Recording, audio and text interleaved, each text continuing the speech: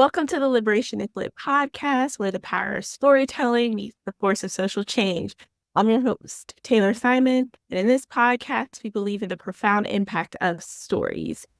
And I want to welcome one of my good author friends, Blythe, to the podcast today. Hi, Blythe. We met at Soda City, right? Yeah. Yes. Yeah, that's so exciting. And just to see all of your books that have come out, the poetry, the children's book. We're gonna get into all of that today. So I want to kick us off by asking you if you could tell us a little bit about yourself as a writer, and what inspires you to write poetry and children's books. Yeah. So I've been writing since I was in middle school. I've always really, really enjoyed it. I really started wanting to write children's books whenever I started working with children. That was one of my first jobs that I held, was working in a school with children, and I really loved how resilient they are and how fast they pick up things and how much you can really make an impact on them. So that's how I decided to write children's books. Poetry is something I've always loved, and what I really love about poetry is that really poetry can be anything, and even the shortest poems can make a big impact on people.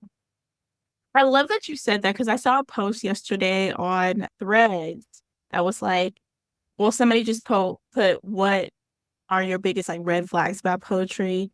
People are like short poems and whoopee cower. And I'm like, poetry to be whatever it is. It's about like the feeling that it evokes. Exactly. And it's really just Right. about being creative. It can be anything. Right.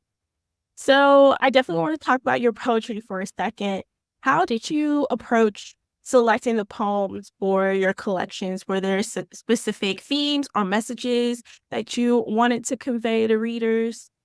Yeah, it was kind of tricky to pick the ones that, really spoke to me the most. So I really had to get clear on kind of what the purpose and the message, like you said, was to convey to people. And I really wanted to empower people and kind of send out a message that they're not alone. A lot of my poetry touches on different mental health topics. And so that was a big thing for me is, okay, what poems are gonna really stick with people who might be struggling right now and might need a little something to encourage them or just relate to. I think people love your book covers, but I think they're especially drawn to the book about self-worth, the poetry book about self-worth, because they're like, yes, those are the poems I need. Yeah. Or Were there any challenges that you faced while writing and compiling the collections? And if so, how did you overcome them?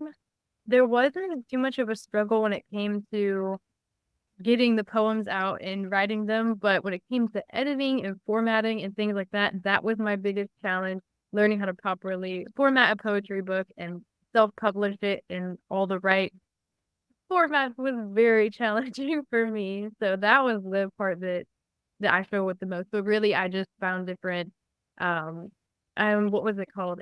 Fiverr. Someone on Fiverr was able to format it for me. So that was something I learned about that was useful that helped me overcome it.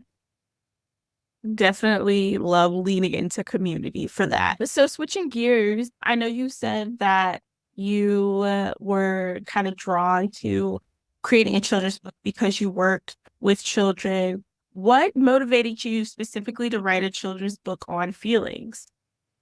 Yeah, so when with working with children, I learned that even at the age of 4 and 5, because that was the main age that I worked with, children were going through different traumas, and really you can see that in children every single day. People might think, oh, they're just crying because they're a child, but a lot of them have been through some stuff. So really that inspired me to write a children's book that was about emotions and how to deal with big feelings. And I feel like children really learn through literature, and so I feel like a lot of them really took to that.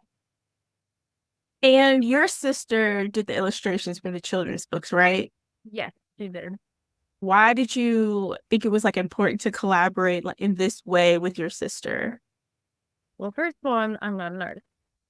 I am not very good at art. I love writing, but art has always come not very naturally to me, but it's always come naturally to her.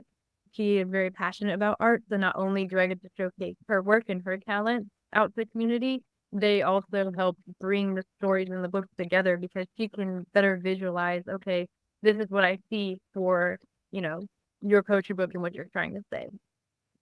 And I got a lot of great feedback on your book covers, by the way. I'll have to tell her that. That's awesome. Yes.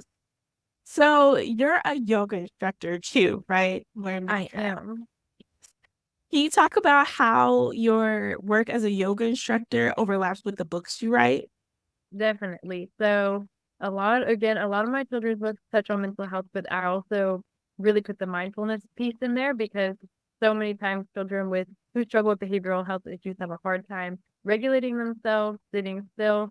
So yoga was a certification I got when I was working in the school, and I found that using mindfulness techniques with the children that struggle with trauma or behavioral health issues, it was really beneficial to them. So definitely my work as a yoga instructor overlaps with being an author because I really like to touch on those mindfulness topics.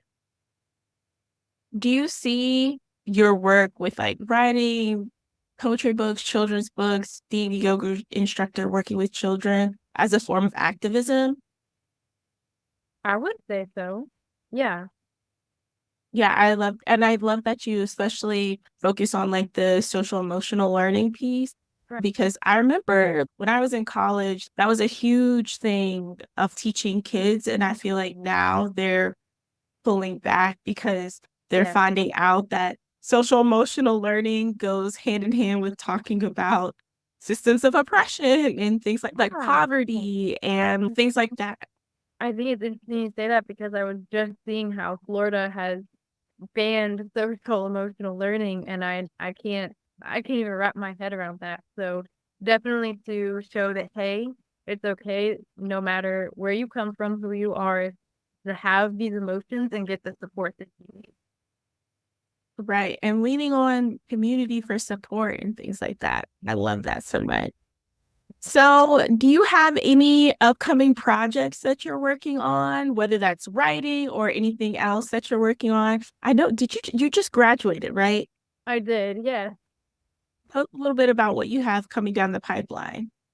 Yeah, so I'm going to be pursuing a master's degree in counseling. So I'm really excited about that because I really hope to use mindfulness and therapy together someday. And I also am currently working on another poetry book. More on that to come soon. I love it. I love it. I love it. I love a good poetry book collection coming out. Have you been reading anything that's really been impactful for you lately? I have I'm currently reading Unmasking Autism by Devin Price. I highly recommend it. It's very interesting in talking about how autism affects people and children and basically how our society has taught children and people with autism to mask and basically hide the accommodations and needs that they're seeking. So very good read. I'm definitely going to link that in the notes that's going to be on the website. And lastly, what advice would you offer listeners who want to make a positive impact in their communities? To those who want to make an impact in their community, to just go for it because you only live once. And if you have a mission that's on your heart, you never know, even if you don't feel like it, you never know who you could truly impact with that mission. So use your creative talents and, you know, your passions and use them to help somebody else in the community because there's always somebody who's going to need or want to hear what you have to say. I love that so much. If you have a mission on your heart. Well, thank you so much for being in conversation with me today and talking about your books and how you make a difference in your community. Where can people find you, your work, and keep up with that poetry book that's coming out? Yeah. So you can definitely check out my website, blythebooksandyoga.com, and follow my Instagram, Blythe Books and Yoga. And then you can order my book on Barnes and Noble Press. Thank y'all so much. And you can get some copies too at Liberation is Lit too. But yes, thank you so much again, Blythe, for sharing all of this with us today. And just keep up the amazing work. And you're starting your master's program this fall. Yeah. Okay. And congrats on starting the master's program. Is it going to be at South Carolina, USC? Mm-hmm. Yep.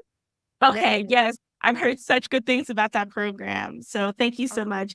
And thank you all for being a part of the Liberation is Lit podcast. If you have stories you want to share, want to suggest any topics, or just want to connect, you can find us on Instagram, Facebook, and TikTok at Liberation is Lit, or visit our website at liberationislit.com. If you enjoyed the episode, please consider leaving a review. And remember, your voice matters. And together, through the lens of stories, we're going to make a difference in the world. Y'all have a good one.